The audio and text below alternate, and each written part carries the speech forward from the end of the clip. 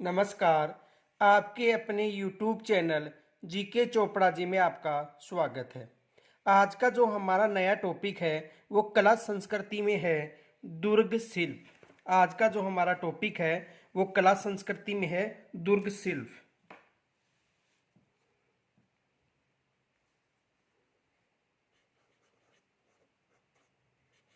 देखो, दुर्गों को किला के नाम से भी जाना जाता है। दुर्ग शिल्प या किला जो आज का हमारा नया टॉपिक है, और ये टॉपिक कला संस्कृति के अंतर्गत आता है। और इस टॉपिक से लगभग एक या दो हर एग्जाम में प्रश्न पूछे जाते हैं। जैसे सेकंड ग्रेड हो, राजस्थान पुलिस हो या आरएएस हो, हर एग्जाम में यहाँ से प्रश्न बनता है। तो देखो, सबसे पहले हम दुर्ग या किला किसे कहते हैं। तो देखो, दुर्ग और किला किसे कहते हैं? ऐसी सुरक्षा दीवार, ऐसी सुरक्षा दीवार जो किसी क्षेत्र, किसी क्षेत्र के चारों तरफ, चारों तरफ निर्मित होती है, निर्मित होती है,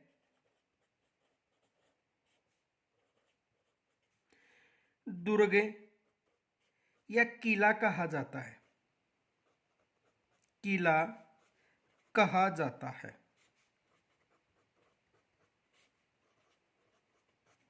देखो, सबसे पहले दुर्ग किसे कहते हैं?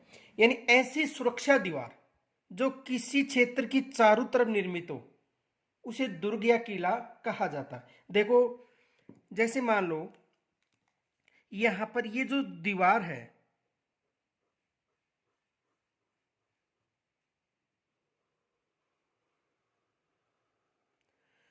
और इस दीवार के द्वारा इस क्षेत्र में, देखो ये दीवार खींच दी एक, और इस दीवार के द्वारा इस क्षेत्र में, जैसे मान लो यहाँ पर कई मकान है, मंदिर है, इनके अलावा जलाशय है, तालाब है, अन्य अधिकतर जो भी है, इनकी सुरक्षा के लिए एक दीवार खींच दी। और इस दीवार को क्या कहा जाता है? दुर्ग कहा जाता है। ये विशेष याद रखना कि जो सुरक्षा की दीवार होती है उसे क्या कहा जाता है? दुर्ग कहा जाता है। अब देखो, इस सुरक्षा की दीवार में सैनिकों के द्वारा अलग अलग जगहों पर पहरा देने के लिए घुमावदार मकानों का निर्माण किया जाता है। और ये जो घुमावदार जो मकान है, यानी इस दीवार में देखो, सुरक्षा के लिए यहां पर घुमावदार मकानों का निर्माण किया जाता है। और ये जो मकान है, इन मकानों को बुर्ज कहा जाता है। ये विशेष याद रखना, इन मकानों को या इन घुमावदार जो यहाँ पर सैनिक सुरक्षा के लिए पहरा देते हैं, उन्हें बुर्ज कहा जाता है। और सर्वाधिक बुर्ज किस दुर्ग में निर्मित है? जैसलमेर में। यह भी विशेष याद रखना, जो आगे दुर्ग जैसलमेर पढ़ाएंगे उस समय बता देंगे कि सर्वाधिक बुर्ज किस दुर्ग में है? जैसलमेर में। तो सुरक्षा की जो दीवार है, इस दीवार को क्या कहा जाता है? दुर्ग या किला कहा जाता है। और इस सुरक्षा की दीवार के लिए जो सैनिकों के रहने का जो घुमावदार मकान निर्मित थे, उन्हें क्या कहा जाता है? बुर्ज कहा जाता है। यहां पर सैनिक पहरा देते थे। अब देखो, दूसरी भाषा में समझो, यानी कहने का मतलब है कि ये कोई गांव है और उस गांव में चारों तरफ उस गांव की सुरक्षा के लिए एक दीवार खींच दी गई। तो उस दीवार को तो क्या कहा गया? दुर्ग। और काफी दूरी दीवार होने के कारण कि सैनिकों के द्वारा या और कोई भी सुरक्षा पहरेदार होते हैं, उनके द्वारा सुरक्षा के लिए जो घुमावदार मकान बनाए गए थे, उन्हें बुर्ज कहा जाता है। तो सुरक्षा दीवार को क्या कहा गया? दुर्ग। और यहां पर सैनिकों के द्वारा जो पहरा दिया जाता था, उसे क्या कहा जाता है? बुर्ज कहा जाता है। और सर्वाधिक बुर्ज 99 बुर्ज, लगभग कितने बुर्ज? 99 बुर्ज किस दुर्ग में स्थित है? जैसलमेर दुर्ग में। यह भी विशेष याद रखना कि सर्वाधिक 99 बुर्ज किस दुर्ग में है? जैसलमेर में। तो दुर्ग समझ में आ गया होगा कि ऐसी सुरक्षा दीवार जो किसी क्षेत्र के चारों तरफ निर्मित हो, उसे क्या कहा जाता है? दुर्ग कहा जाता है। और दुर्ग में जो सैनिकों के पहरा देने के लिए जो भी बुर्ज निर्मित थे या मकान निर्मित थे, उन्हें बुर्ज कहा जाता है। यहां तक कोई समस्या नहीं होगी। आगे देखो, राजस्थान एक ऐसा प्रांत है जहां पर हर क्षेत्र में दुर्ग मिलता है। तो देखो,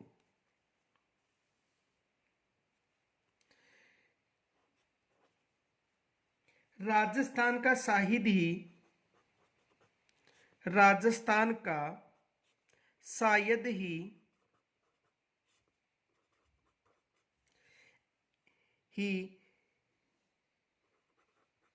कोई जनपद या अंचल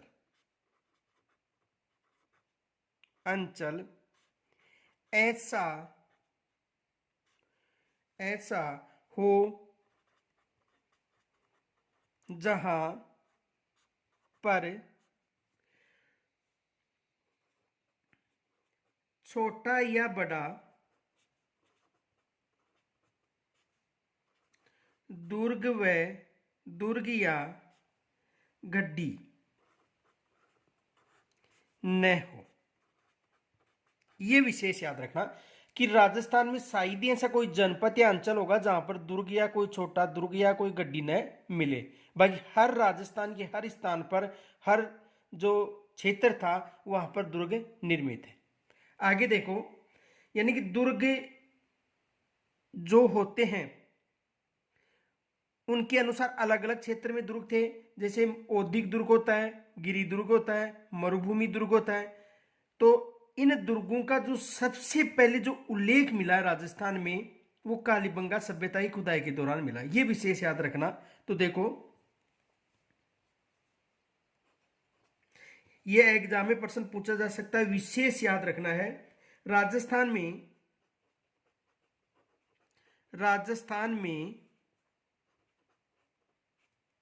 दुर्गों की स्थापत्य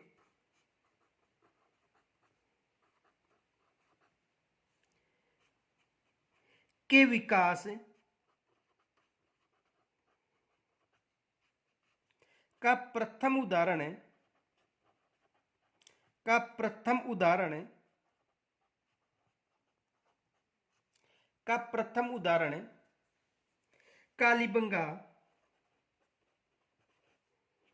कालीबंगा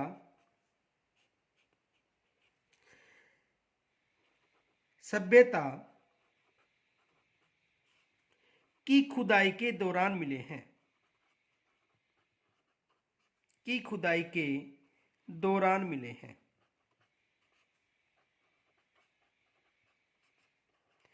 यानी राजस्थान में जो दुर्गों की स्थापत्य कला का जो विकास का जो प्रथम उदाहरण था, वो सबसे पहले किस सभ्यता से प्राप्त हुआ?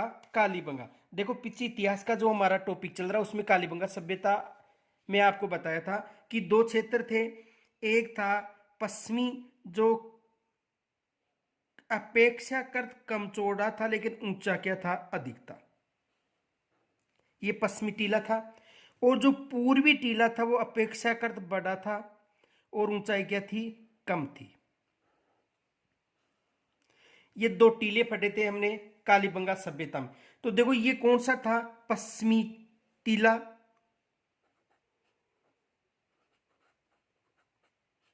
और ये कौन सा टीला था? पूर्वी टीला। दो टीलों का उत्खनन किया गया था कालीबंगा सभ्यता में, जो कालीबंगा सभ्यता में हमने अध्ययन किया था। अब देखो, इन दोनों टीलों के चारों तरफ एक सुरक्षा दीवार थी। इस टीले के चारों तरफ भी सुरक्षा दीवार थी और इस टीले के चारों तरफ भी सुरक्षा दीवार थी।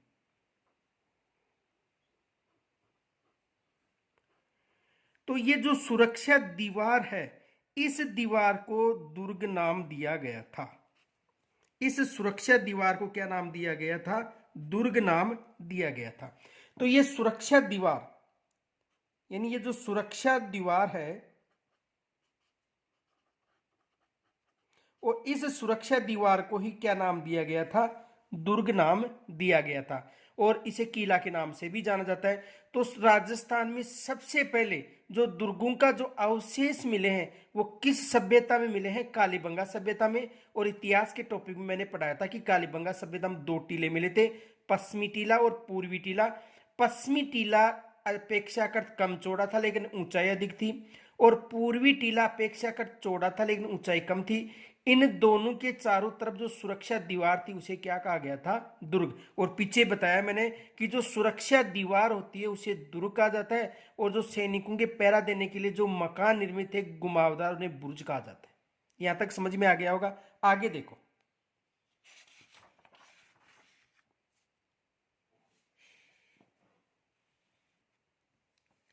देखो अलग अलग विद्वानों ने अलग अलग प्रकार बताए। तो देखो शुक्र नीति के अनुसार, शुक्र नीति, शुक्र नीति के अनुसार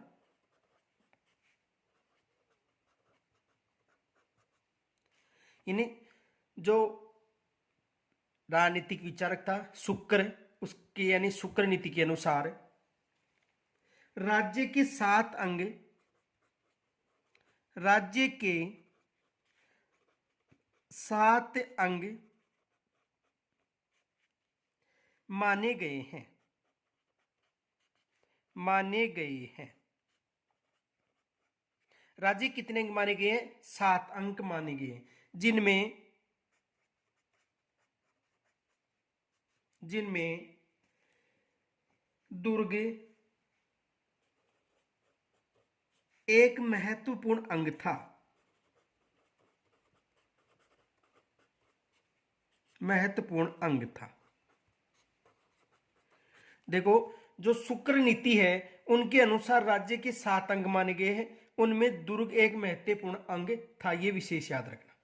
अब देखो संपूर्ण देश में यदि राजस्थान की बात करें तो महाराष्ट्र और मध्य प्रदेश के बाद तीसरा स्थान है राजस्थान का। तो देखो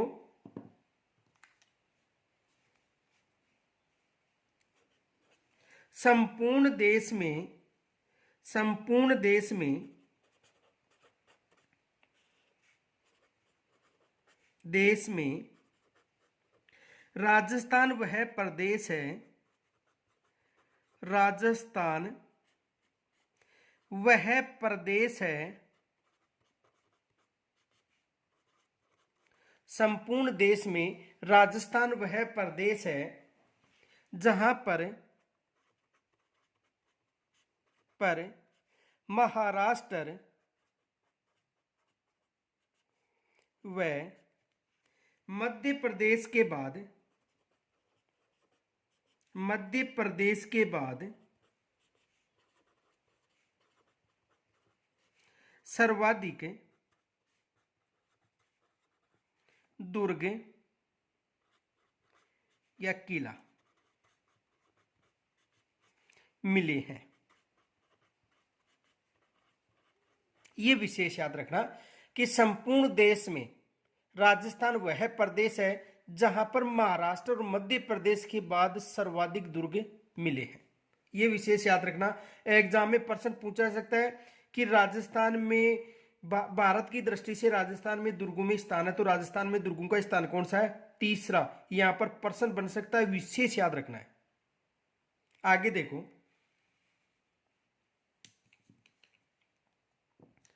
राजपूत काल में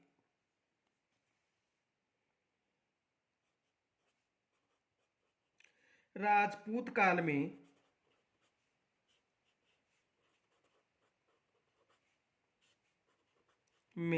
राजस्थान में बने, राजस्थान में बने दुर्गों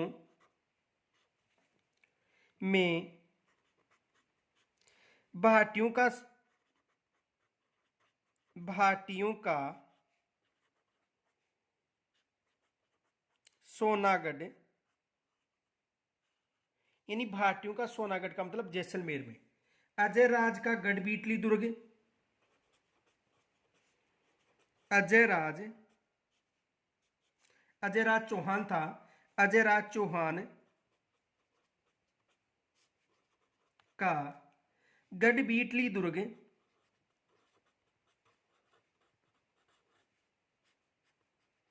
गढ़बीटली दुर्ग और ये जो गढ़ बीडली दुर्ग था उसे तारागढ़ दुर्ग के नाम से भी जाना जाता है। और तारागढ़ दुर्ग राजस्थान में दो हैं, तारागढ़। कुंभा का मांडलगढ़, कुंभा का मांडलगढ़ दुर्ग महत्वपूर्ण है। आदि दुर्ग उल्लेखनीय या महत्वपूर्ण है।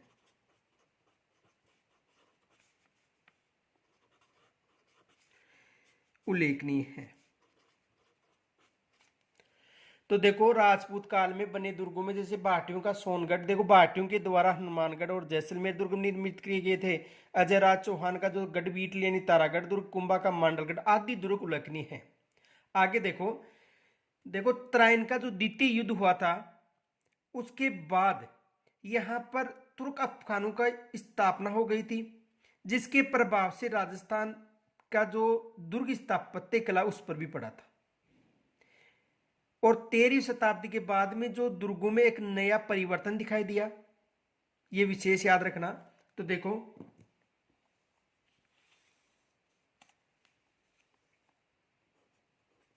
त्राइन के दूसरे युद्ध, त्राइन के द्वितीय युद्ध, और त्राइन का द्वितीय युद्ध कब हुआ था? 1192 में। त्राइन का द्वितीय युद्ध कब हुआ था? 1192। त्राइन के द्वितीय युद्ध में पृथ्वीराज चौहान, पृथ्वीराज चौहान की पराजय के बाद, की पराजय के बाद दिल्ली में तुर्क अफगान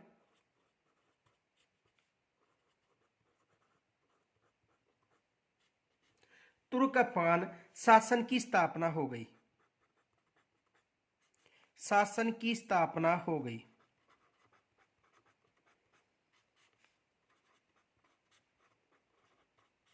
किनकी स्थापना हो गई? तुर्क अफगान शासन की स्थापना होगी, जिसका प्रभाव राजस्थान की दुर्ग स्थापत्य पर भी पड़ा था। जिसका प्रभाव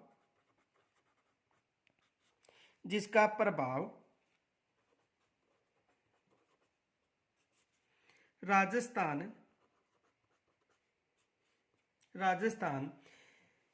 के दुर्ग स्थापत्य पर भी पड़ा था। किस पर पड़ा था? दुर्ग स्थापत्य पर भी पड़ा था। अब देखो यहां से भी एग्जाम में प्रश्न अधिकतर पूछा जाता है। देखो यहां से प्रश्न क्या बनता है, विशेष याद रखना। एक तो क्वेश्चन साधारण प्रश्न बनता है, त्राइन का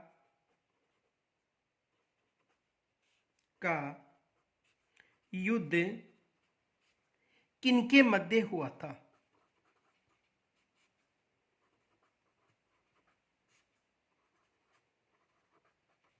एक तो ये प्रश्न बनता है, त्राइन का युद्ध किनके मध्य हुआ था, यहां से एग्जाम में प्रश्न बनता है। तो देखो त्राइन का जो युद्ध था वो हुआ था पृथ्वीराज चौहान व मोहम्मद गोरी के मध्य। किनके मध्य हुआ था? पृथ्वीराज चौहान व मोहम्मद गोरी के मध्य। एक तो ये विशेष याद रखना। दूसरा एग्जाम में प्रश्न पूछा गया था सेकंड ग्रेड में। देखो प्रश्न क्या था? साधारण प्रश्न था। देखो याद रखना, त्राइन के युद्ध में गोरी को, यानी मोहम्मद गोरी को किन्होंने पराजित किया था? पराजित किया था। देखो साधारण प्रश्न है। इन देखो त्राइन के का युद्ध किनके मध्य हुआ था? पृथ्वीराज चौहान और मोहम्मद गोरी के मध्य हुआ था। दूसरा प्रश्न बन सकता है, त्राइन का जो युद्ध था त्रायन के युद्ध में गौरी को किन्होंने पराजित किया था? ये एग्जाम में प्रश्न पूछा गया था। अब देखो ऑप्शन देखो, ए में था पृथ्वीराज चौहान प्रथम, ब में था पृथ्वीराज चौहान द्वितीय, स में था पृथ्वीराज चौहान तृतीय, और द में था पृथ्वीराज चौहान चतुर्थ। अब देखो ये साधारण प्रश्न है और हम अधिकतर जो भी अध्ययन करते हैं उनमें ये मिलता है कि पृथ्वीराज चौहान ने मोहम्मद गौरी को पराजित किया था, लेकिन एग्जामिनर वहां प्रश्न बनाता है जहां पर बच्चों की सोच समाप्त हो जाती है। तो देखो त्रायन के युद्ध में गौरी ने किन को पराजित किया था? तो हमें यह तो याद है कि पृथ्वीराज चौहान को पराजित किया था, यानी किन्होंने पराजित? पृथ्वीराज चौहान ने पराजित किया था, लेकिन कौन था? तो वह था पृथ्वीराज चौहान तृतीय। कौन था? पृथ्वीराज चौहान तृतीय ने गौरी को पराजित किया था। यहां तक समझ में आ गया होगा। ऐसा प्रश्न बनता है, विशेष याद रखना, त्रायन का युद्ध किनके मध्य हुआ था? पृथ्वीराज चौहान और मोहम्मद गौरी के मध्य। चौहान वंश में अच्छी तरह समझाया जाएगा। और इसमें यह था कि जो दो युद्ध हुआ था, 1191 का जो त्रायन का युद्ध हुआ था उसमें पृथ्वीराज विजय हुआ था, और 1192 का जो त्रायन का युद्ध हुआ था उसमें कौन विजय हुआ था? मोहम्मद गौरी विजय हुआ था।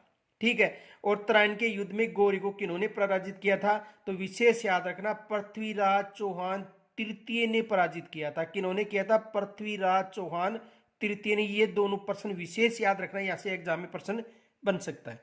आगे देखो,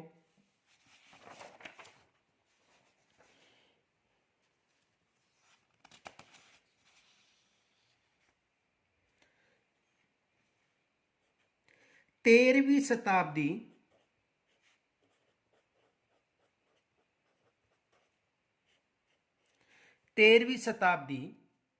के बाद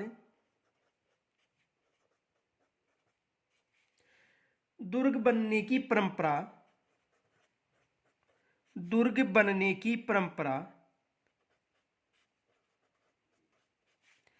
परंपरा में एक नया मोड़ आ गया था।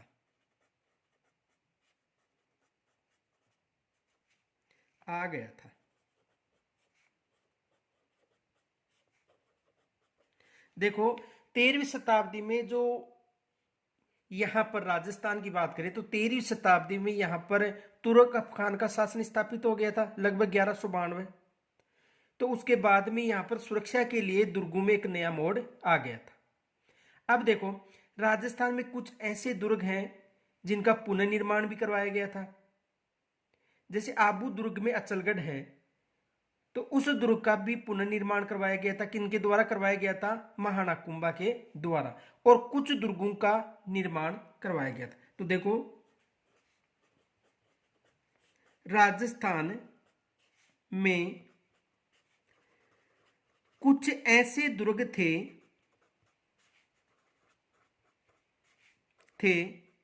जिनका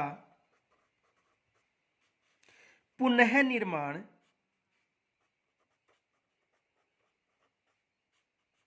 करवाया गया था।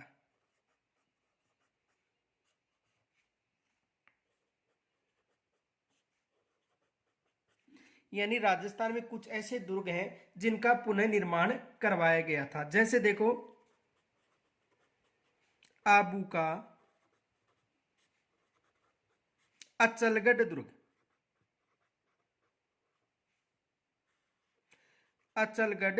दुर्ग।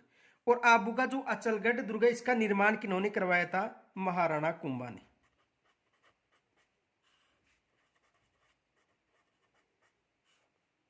किन्होंने करवाया था? महाराणा कुंभा ने करवाया था। यहां पर भी एग्जाम में प्रश्न बनता है। प्रश्न ये बनता है कि राजस्थान में सर्वाधिक दुर्गों का यानी लगभग 84 में से 32 दुर्गों का निर्माण व पुनर्निर्माण किन्होंने करवाया था? महाराणा कुंभा ने करवाया था। ये विशेष याद रखना, एग्जाम में प्रश्न पूछा जा सकता है। तो देखो क्वेश्चन क्या बनता है, राजस्थान में दुर्गों का निर्माण व पुनर्निर्माण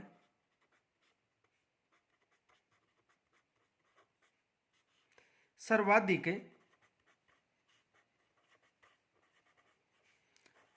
84 दुर्गों में से 32 दुर्गों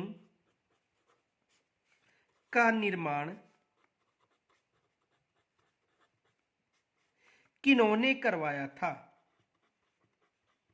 किन्होंने करवाया था?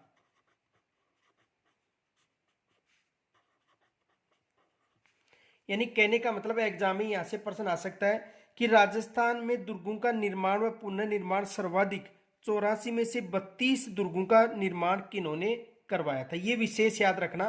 तो राजस्थान में जो सर्वाधिक दुर्गों का पुनर्निर्माण था वो किन्होंने करवाया था? महाराणा कुंभा ने। किन्होंने करवाया था? महाराणा कुंभा ने। महाराणा कुंभा ने। किन्होंने करवाया था? महाराणा कुंभा ने पुनर्निर्माण करवाया था। तो यहां पर भी एग्जाम में प्रश्न बन सकता है। अब देखो इनके अलावा जो राजस्थान में जो विश्व धरोहर सूची में 6 दुर्गों को शामिल किया गया है, राजस्थान में जो विश्व धरोहर सूची है उसमें कितने दुर्गों को शामिल किया गया है? 6 दुर्गों को। तो यहां से भी एग्जाम में प्रश्न आता है। तो देखो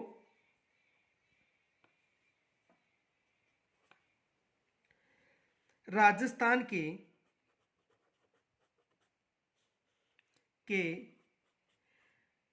6 दुर्गों को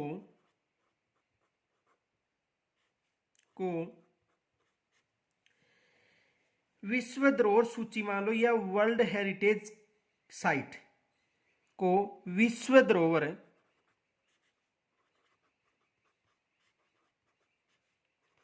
सूची में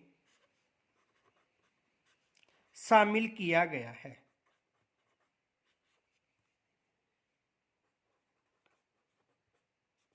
शामिल किया गया है। तो देखो यहां पर भी प्रश्न बनता है। प्रश्न क्या बनता है? देखो सबसे पहले तो वो जो 6 दुर्ग हैं वो कौन कौन से हैं, उनका सूत्र है, ये सूत्र याद रखना। आम, गाजर, चीकू, खाओ, ये याद रखना। आम, गाजर, चीकू, खाओ। आम का मतलब आमेर दुर्ग,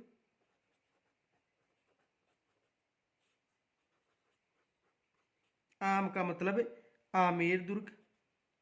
गा का मतलब है गागरोण दुर्ग।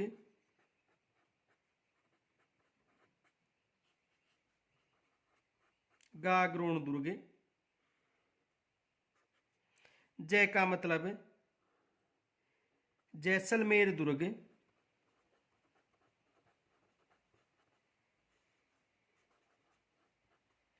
और रे का मतलब रणथंबोर दुर्ग।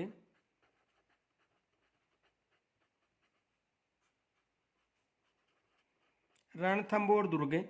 चीक का मतलब चित्तौड़गढ़ दुर्ग।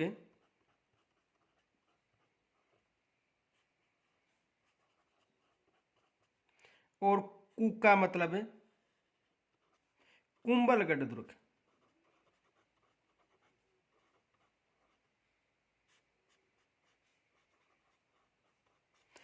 तो विश्व धरोहर सूची में कितने दुर्ग शामिल हैं? 6 दुर्ग शामिल हैं। कौन कौन से?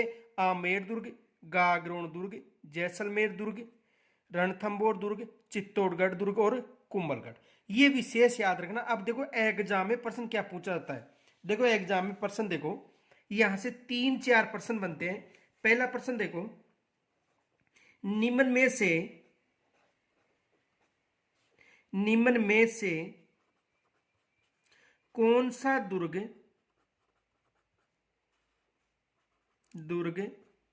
विश्व धरोहर सूची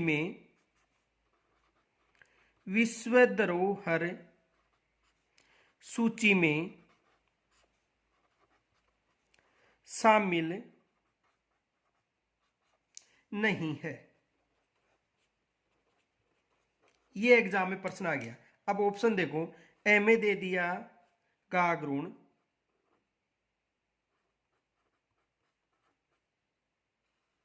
दुर्ग, बे में दे दिया जैसलमेर दुर्ग,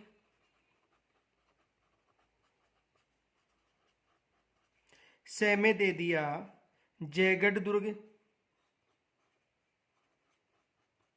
और द में दे दिया चित्तौड़गढ़ दुर्ग।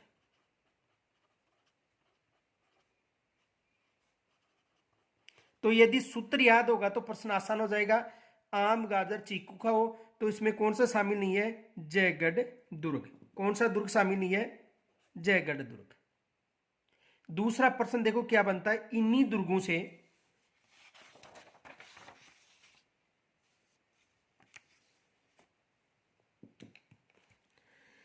क्वेश्चन देखो दूसरा, राजस्थान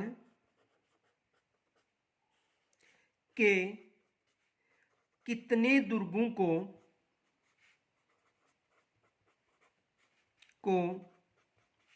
विश्व धरोहर सूची में शामिल किया गया है?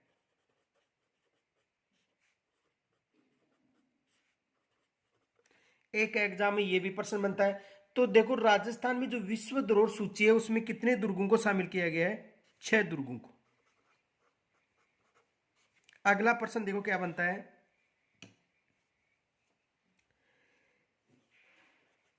विश्व धरोहर सूची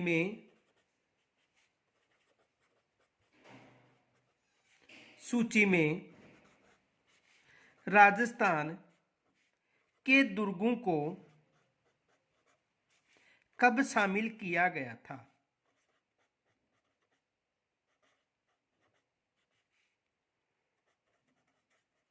किया गया था, यानी विश्व धरोहर सूची में राजस्थान की जो दुर्ग है उनको कब शामिल किया गया था? तो विशेष याद रखना, जून 2013। कब शामिल किया गया था? जून 2013 में। और कहां पर किया गया था? एक कमेटी गठित हुई थी, और वो जो कमेटी थी उनकी एक मीटिंग थी, वो कहां पर हुई थी?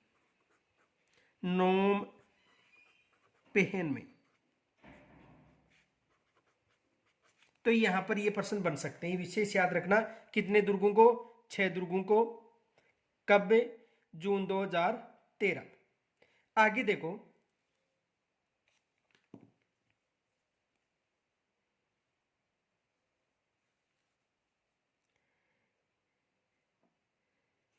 दुर्गों के प्रकार।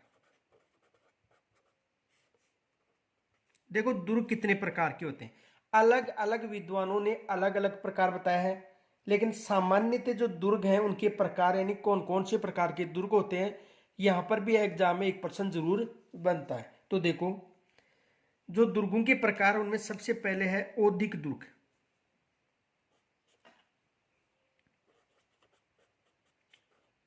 औदुक दुर्ग। देखो औदुक दुर्ग किसे कहते हैं? यानी ऐसा दुर्ग जिसके चारों तरफ जल हो। देखो जैसे औदिक दुर्ग में सबसे प्रमुख उदाहरण है गागरोन दुर्ग।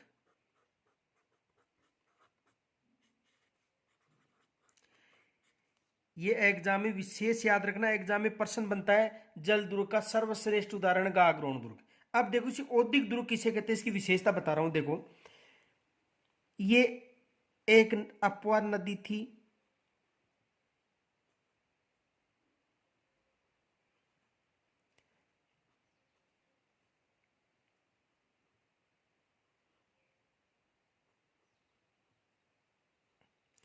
और यहां पर दुर्ग निर्मित है गागरोन दुर्ग।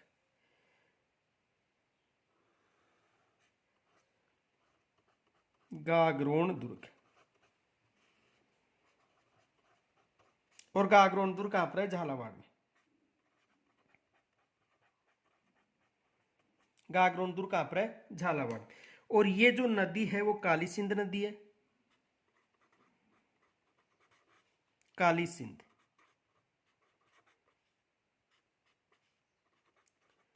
और ये आहू नदी है। तो देखो जो औद्योगिक दुर्ग है या जो गागरोन दुर्ग है, तो औद्योगिक दुर्ग किसे कहते हैं? यानी ऐसा दुर्ग जिसके चारों तरफ जलीय आवरण होता है। ऐसा दुर्ग जिसके चारों तरफ जलीय आवरण होता है उसे औद्योगिक दुर्ग या जल दुर्ग कहा जाता है। तो देखो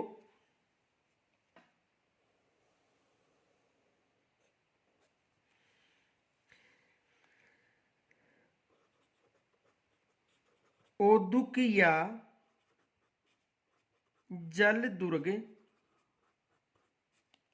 उसे कहते हैं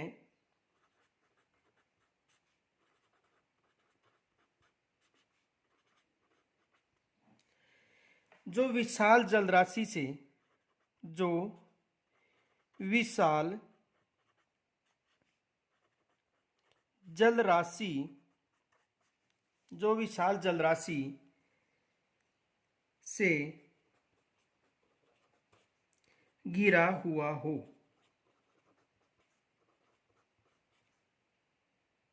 जैसे गागरोन दुर्ग। ये विशेष याद रखना, एग्जाम में साधारण प्रश्न आता है कि जल दुर्ग का सर्वश्रेष्ठ उदाहरण है तो कौन सा दुर्ग है? गागरोन दुर्ग। जल दुर्ग का सर्वश्रेष्ठ उदाहरण कौन सा है? गागरोन। यहां पर एग्जाम में प्रश्न बनता है, प्रश्न आएगा कि सर्वश्रेष्ठ जल दुर्ग का उदाहरण है तो कौन सा है? गागरोन। कहां पर है? झालावाड़। आगे देखो दूसरा जो प्रकार है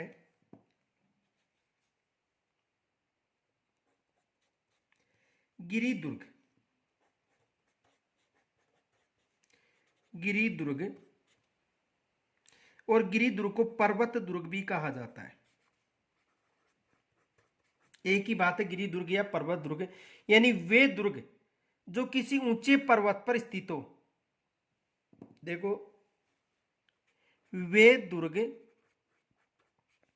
जो किसी पहाड़ी या पर्वत पर निर्मित हो।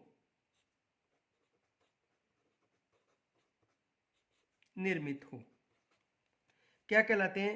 गिरि दुर्ग कहलाते हैं। अब देखो राजस्थान में अधिकांश दुर्ग किस श्रेणी में आते हैं? गिरि दुर्ग में। देखो ये पहाड़ी मान लो,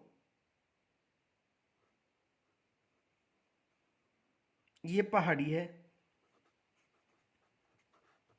और इस पहाड़ी पर ये दुर्ग निर्मित है।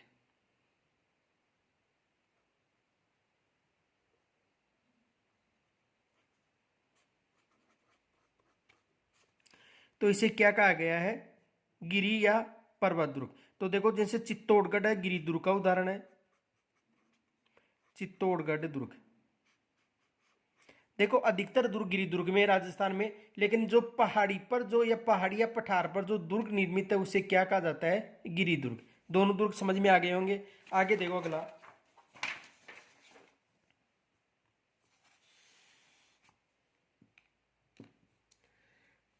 तीसरा है मरुभूमि में बना हुआ दुर्ग जिसे धानवन्य दुर्ग कहा जाता है। कौन सा दुर्ग कहा जाता है? धानवन्य दुर्ग कहा जाता है। यानी कहने का मतलब मरुभूमि में निर्मित है। मरुभूमि में निर्मित, मरुभूमि में निर्मित दुर्ग। मरुभूमि में निर्मित दुर्ग किस श्रेणी में आते हैं? धानवन्य श्रेणी में आते हैं। और प्रमुख उदाहरण है जैसलमेर दुर्ग।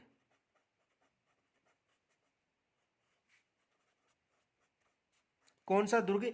जैसलमेर दुर्ग किस श्रेणी में शामिल है? धानवन्य दुर्ग। यानी मरुस्थली भूमि में जो निर्मित दुर्ग होते हैं उन्हें क्या कहा जाता है? धानवन्य दुर्ग कहा जाता है। आगे देखो, इनके अलावा अगला प्रकार है बीहड़ दुर्ग।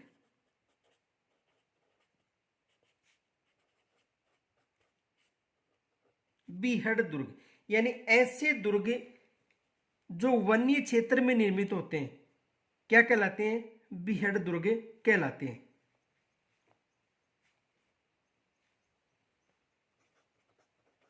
संगन बीहड़ वन में, संगन बीहड़ वन में बना हुआ दुर्ग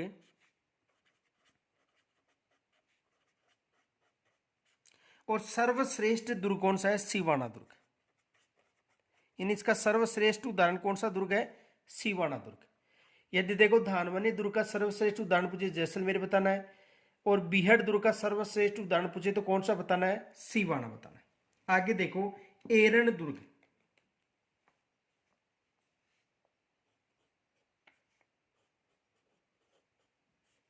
एरण दुर्ग, देखो एरण दुर्ग वे दुर्ग होते हैं जो खाई, कांटों और पत्थरों जैसे दुर्गम स्थानों पर निर्मित होते हैं। देखो एरण दुर्ग,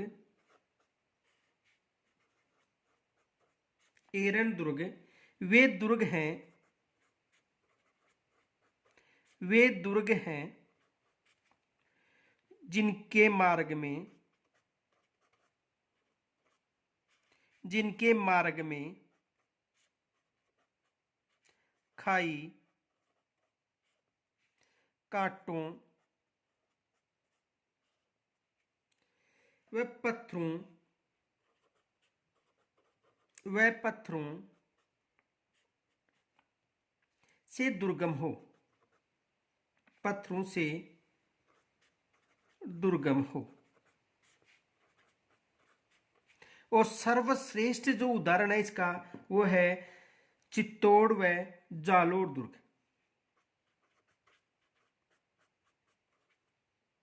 चित्तौड़ व जालोर दुर्ग सर्वश्रेष्ठ उदाहरण दुर्ग का कौन सा है? चित्तौड़ व जालोर दुर्ग। यहां पर भी एग्जाम में प्रश्न बन सकता है। आगे देखो पारिख दुर्ग।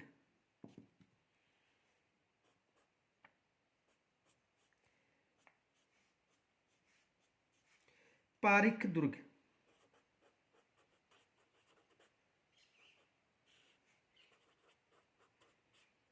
देखो पारिख दुर्ग किसे कहते हैं? देखो ये दुर्ग है एक,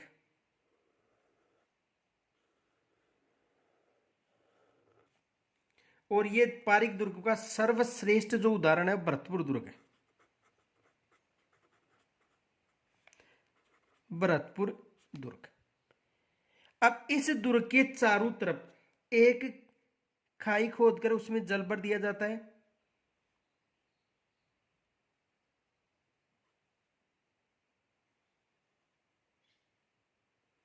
देखो खाई खोदकर ये जल क्षेत्र है, और इस जल के चारों तरफ एक दीवार खींच दी जाती है। ये दीवार है,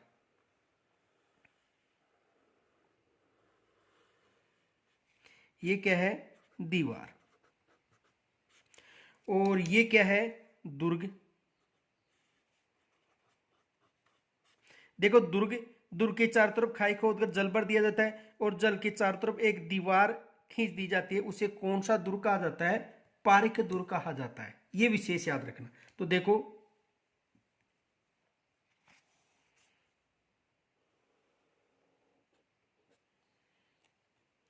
जिसके चारों, जिसके वह दुर्ग, जिसके चारों तरफ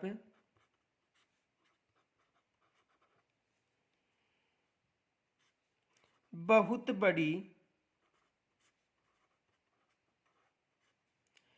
खाई हो जिसमें जल भर दिया जाता है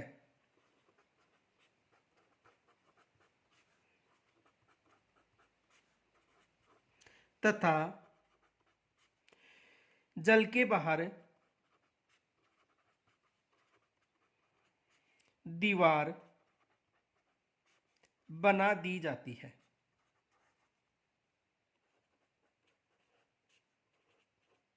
उसे पारिक दुर्ग कहा जाता है।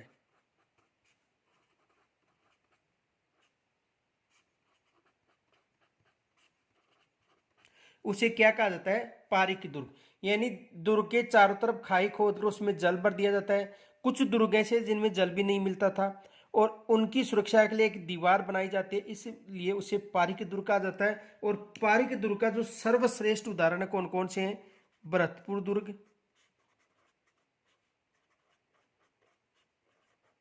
वह जालोर दुर्ग, श्री भरतपुर दुर्ग व बीकानेर का जूनागढ़, वह बीकानेर का जूनागढ़ दुर्ग।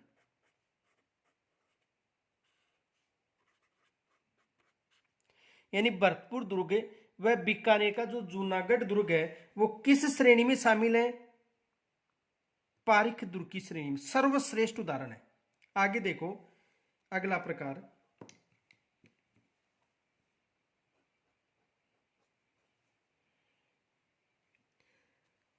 पारिद दुर्ग।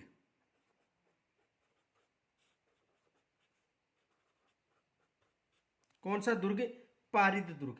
यानी पारिद दुर्ग उसे कहा जाता है जिसके चारों तरफ बड़ी बड़ी दीवारों या प्रकोटे का निर्माण कर दिया जाता है। देखो पारिद दुर्ग किसे कहा जाता है? जिन दुर्गों के चारों ओर,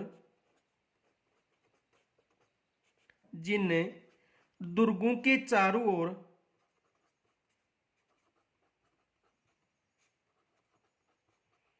जिन दुर्गों के चारों ओर बड़ी बड़ी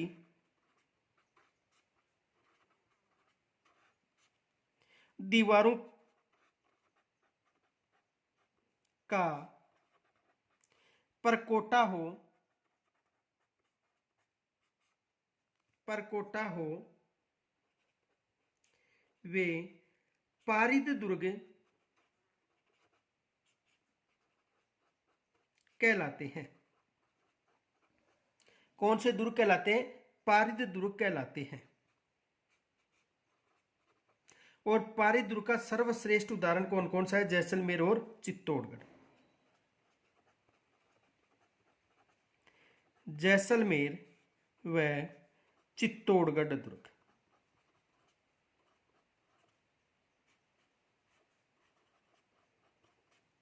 कौन सा दुर्ग है? जैसलमेर व चित्तौड़गढ़ किस दुर्ग की श्रेणी में आते हैं? पारिद दुर्ग की श्रेणी में। आगे अगला प्रकार देखो,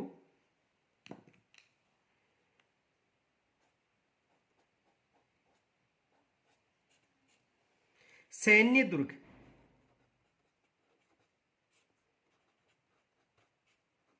सैन्य दुर्ग, तो देखो सैन्य दुर्ग वह दुर्ग होते हैं,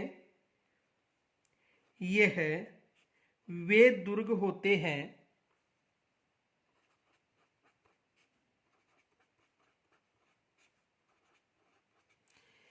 जिसमें युद्ध की व्यूह रचना की चतुर सैनिक रहते हों। जिसमें युद्ध की व्यूह रचना में चतुर सैनिक रहते हो। वो कौन सा दुर्ग कहलाएगा? सैन्य दुर्ग कहलाएगा। आगे देखो,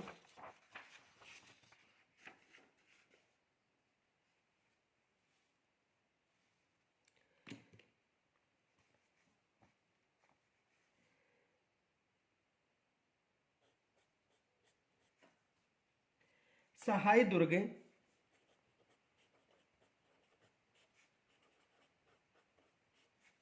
में सूरवीर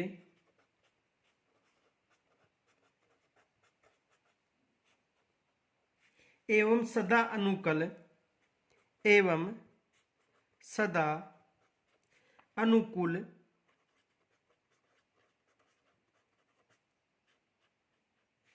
रहने वाले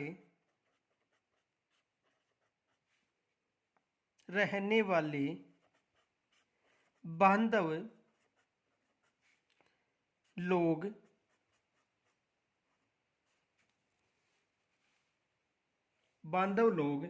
निवास करते हैं।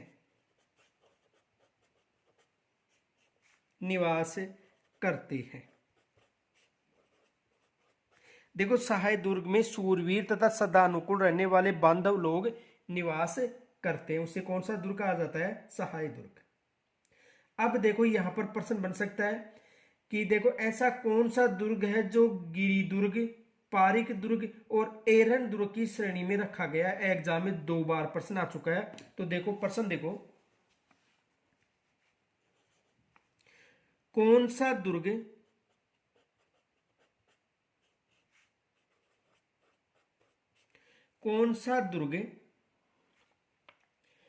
गिरी दुर्ग,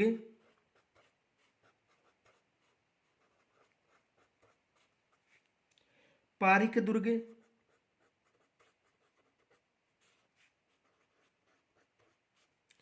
व एरन दुर्ग। देखो एक तो गिरी दुर्ग में भी शामिल है, पारिक दुर्ग में भी शामिल है और एरन दुर्ग की श्रेणी में रखा गया। एरन दुर्ग की श्रेणी में रखा गया।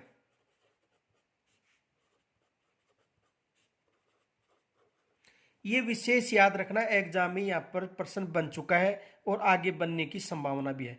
तो देखो चित्तौड़गढ़ जो दुर्ग है, कौन सा दुर्ग? चित्तौड़गढ़ दुर्ग।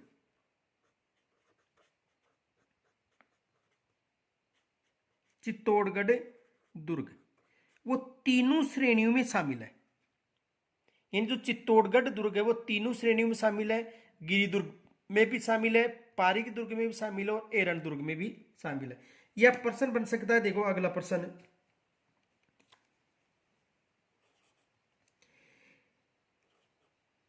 कौन सा दुर्ग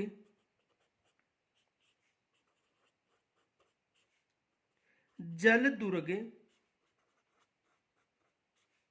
का सर्वश्रेष्ठ उदाहरण है?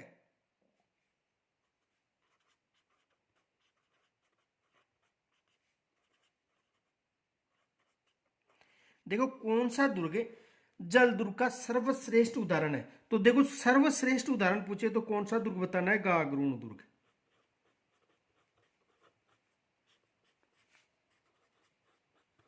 कौन सा दुर्ग? गागरोण दुर्ग जल दुर्ग का सर्वश्रेष्ठ उदाहरण। ये भी विशेष याद रखना। यह एग्जाम में देखो ये भी अधिकतर प्रश्न पूछा जाता है।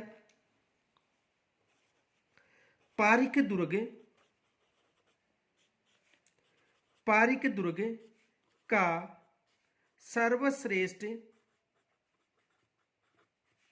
उदाहरण है। पारिक दुर्ग का सर्वश्रेष्ठ उदाहरण है। तो पारिक दुर्ग का सर्वश्रेष्ठ उदाहरण कौन सा है? भरतपुर दुर्ग। पारिक दुर्ग का सर्वश्रेष्ठ उदाहरण कौन सा है? भरतपुर दुर्ग है। तो देखो एग्जाम में यहां से प्रश्न बन सकता है। प्रश्न कहने का मतलब या तो प्रश्न आ सकता है कि राजस्थान में दुर्गों की दृष्टि से कौन सा स्थान है? तो राजस्थान में दुर्गों की दृष्टि से तीसरा स्थान है। इनके अलावा ऐसा कौन सा दुर्ग है जो गिरी दुर्ग, पारिक दुर्ग या एरन दुर्ग में शामिल है? तो चित्तौड़गढ़ दुर्ग है। ऐसा कौन सा दुर्ग है जो जल दुर्ग का सर्वश्रेष्ठ उदाहरण? तो कौन सा दुर्ग है? गागरोण दुर्ग। और गागरोण दुर्ग कहां पर है? झालावाड़। तो यहां तक यदि कोई समस्या हो तो कमेंट्स के माध्यम से जरूर बताएं। अगला जो हमारा टॉपिक है वो सबसे पहले अध्ययन करेंगे चित्तौड़गढ़ दुर्ग का। धन्यवाद।